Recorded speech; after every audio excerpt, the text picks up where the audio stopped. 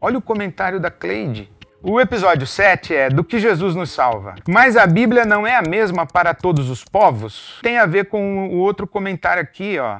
A questão não é o que se acha, é o que Deus diz, né? Então não importa o que você acha, importa o que Deus diz. E a Bíblia não é a mesma para todos os povos? Então, essa é a grande questão, né? Olha, a Bíblia é a mesma para todos os povos e o Evangelho é um só. Mas existem muitas maneiras de ler a Bíblia, a mesma Bíblia. Para dizer assim, ó, o que Deus diz, você tem que ler o texto bíblico e se calar. Aí é o que Deus diz. Mas no exato momento em que, da sua leitura, o texto fizer um caminho para você entender aquilo que Deus diz, já deixou de ser o que Deus diz e passou a ser o que você entendeu que Deus diz. O que Deus diz é pela boca do Lutero, do Calvino, do John Wesley, do pastor da Assembleia de Deus ou do pastor da Presbiteriana. O que Deus diz na África ou lá em Dallas, nos Estados Unidos da América do Norte. Então, essa nossa pretensão de chegar num evangelho puro, na Bíblia pura, universal para todos os povos, né? Sim, a Bíblia é uma só, o Evangelho é um só, mas as interpretações do Evangelho são inúmeras, inclusive essa que eu estou fazendo. A série Isso é Evangelho é dizendo, olha, isso é o que eu creio do Evangelho, é isso que eu creio que é Evangelho. Pode ser que um outro teólogo, um outro pastor, um filósofo, seja lá quem for, pode ser inclusive que você mesmo, você diga assim, não, não é isso aí que é Evangelho não, esse cara está equivocado. Ok. O problema é quando você acha que eu estou errado e você está certo e que a única forma de ler o Evangelho é a sua. Ou eu achar que a única forma de ler o Evangelho é a minha. Eu não estou querendo dizer que, olha, é isso aqui que é Evangelho, do jeito que eu estou lendo. Isso seria muito arrogante e prepotente da minha parte. Vai na contramão de tudo que eu acredito, inclusive disso que eu acabei de dizer, que a pluralidade de tradições cristãs e de leituras do Evangelho nos coloca nesse lugar da humildade, de saber que o que Deus diz e aquilo que eu entendi do que Deus disse são duas coisas completamente diferentes. Isso nos mantém humildes, nos mantém de joelhos, nos mantém em diálogo e nos mantém estudando. Nos mantém com o coração aberto, nos mantém investigativos, nos mantém curiosos, nos mantém respeitosos àqueles que têm outras compreensões, discernimentos, percepções, entendimentos de Deus.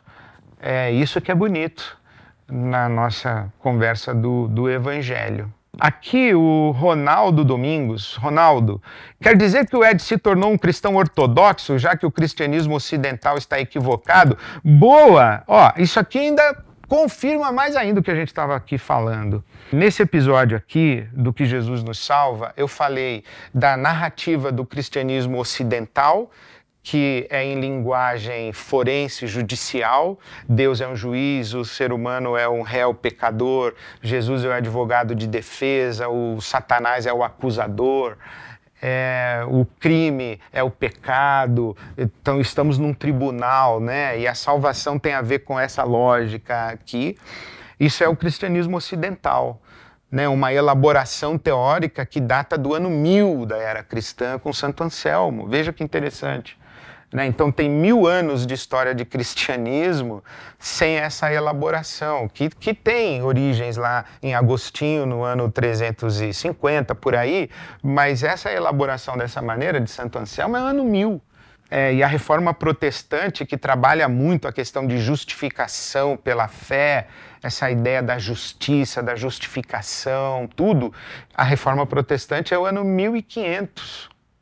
Isso é o cristianismo ocidental. O cristianismo oriental, ortodoxo, ele fala de salvação em outras categorias que eu expliquei no episódio. Então, o cristianismo ocidental é um sistema de crenças a respeito da experiência da revelação. Isto é, o cristianismo ocidental é uma leitura da mesma Bíblia que lá no Oriente os cristãos do Oriente leem. Com a mesma Bíblia, O cristianismo ocidental constrói uma narrativa e o cristianismo oriental constrói uma outra narrativa. O cristianismo ortodoxo oriental fala de salvação como estar em Cristo, não estar no céu. Mas assista o episódio lá que você vai entender melhor se você ainda não assistiu. Agora, nenhum sistema teológico explica na plenitude a revelação bíblica. Aliás, eu lembro que uma vez teve um crítico meu que me disse que não sabia o que eu era. Que às vezes eu era uma coisa, às vezes eu era outra coisa, às vezes... E ele achou que ele estava me criticando. Eu recebi como um grande elogio. Porque, de fato, o meu pensamento não cabe num sistema teológico, porque eu não acredito que o evangelho cabe num só sistema teológico. Então, eu tenho simpatias, por exemplo, eu tenho simpatia com o pessimismo antropológico do calvinismo, mas não tenho nenhuma simpatia pelo determinismo teológico, o conceito de soberania de Deus, o determinismo de que Deus controla tudo, que o calvinismo ou o hipercalvinismo apresenta. Então, tem coisas no calvinismo que eu me identifico e tem coisas que eu não me identifico. Tem coisas na igreja ortodoxa que eu me identifico e tem coisas na tradição ortodoxa que eu não me identifico. A tradição ortodoxa é muito mais sacramentalista do que eu sou. Então, eu sou batista, né? Eu não sou ortodoxo. Eu não sou da igreja ortodoxa russa, por exemplo. Tem coisa também que eu não sou tão batista assim. Porque nenhum sistema consegue dar conta de tudo. Então eu gosto da teologia da libertação no seu apelo para um engajamento de justiça na sociedade, no mundo, de que o reino de Deus não é uma coisa supra-histórica para depois da morte, que o reino de Deus é já aqui, agora, é histórico, que o reino de Deus dá sinais e sinais de justiça. E estamos falando de justiça social mesmo, estamos falando de superação de um regime escravocrata ou da segregação racial com Martin Luther King, estamos falando de, enfim, estamos falando de justiça social, da pobreza na América Latina, etc. Mas tem coisa na teologia da libertação que eu não me identifico. Dizer, então, o Ed é um teólogo da libertação? Não, não sou. Mas tem coisas lá que eu me identifico, que eu creio semelhante? Tem. E tem coisas que eu não creio semelhante? Tem também. A soteriologia da teologia da libertação não cabe muito para mim. Nesse ponto sou muito mais reformado e até mais cristão ocidental do que teólogo da libertação. Nenhum sistema me captura e eu não acredito que um sistema dá conta de resumir todo o evangelho. Mas você percebeu bem, Ronaldo, eu tenho muita simpatia de ler os cristãos ortodoxos e esse cristianismo que existe anterior à Reforma Protestante de 1500 e esse cristianismo que existe inclusive ali nessa igreja que foi para o movimento monástico, onde os ortodoxos bebem muito, né? O quarto século, quinto século, tem muita coisa boa ali. Vamos lá, agora o episódio de número 8. Chegamos no episódio de número 8, o último episódio da primeira temporada. Outras religiões também têm essa grandeza, outras religiões procuram entender e explicar Deus com a tradição judaica cristã?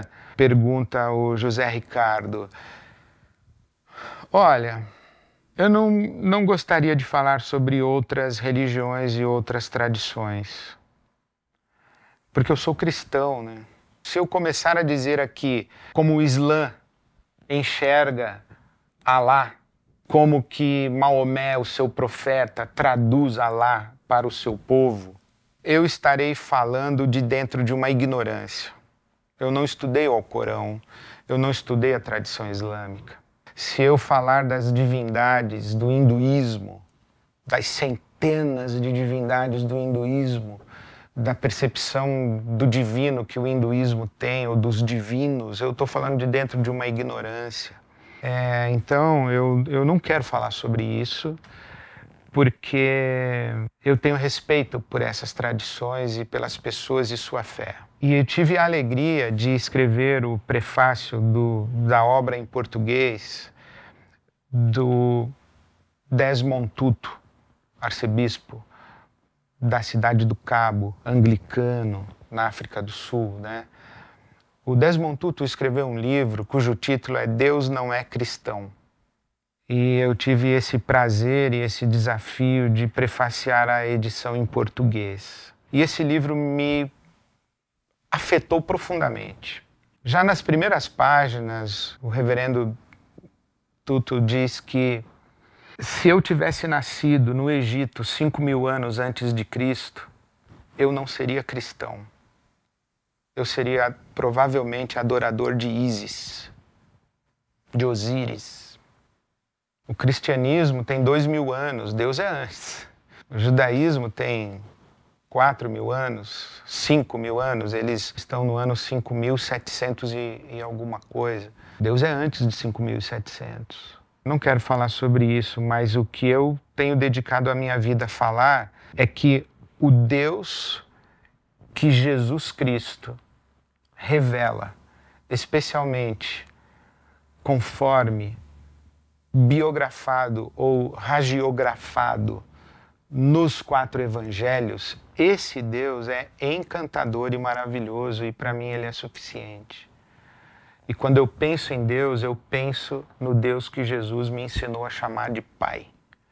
E que o apóstolo Paulo fala, o Deus e Pai de nosso Senhor Jesus Cristo. Eu acho belíssima essa expressão. Então, quando eu penso em Deus, eu penso nesse Deus. E para mim ele é suficiente. E sim, eu acho que ele tem uma elegância, uma grandeza, um amor que basta. O Evangelho é lindo, é lindo, é lindo. Cássio, eu concordo com você, o Evangelho é lindo. Eu gostaria muito que com essa série, Isso é Evangelho, as pessoas chegassem à conclusão que o Evangelho é lindo, porque o Evangelho é lindo. O Evangelho de Jesus Cristo. As boas notícias que Jesus nos traz. Evangelho quer dizer boas notícias, né? Ou boa notícia, né? A boa notícia que Jesus nos traz realmente é uma notícia linda. O Evangelho é lindo. Eu acho que não tinha um jeito melhor, um comentário melhor. Parabéns, equipe, por escolher esse comentário para a gente acabar essas reações aqui da primeira temporada da série Isso é Evangelho. Que comentário, que ponto final. O Evangelho é lindo.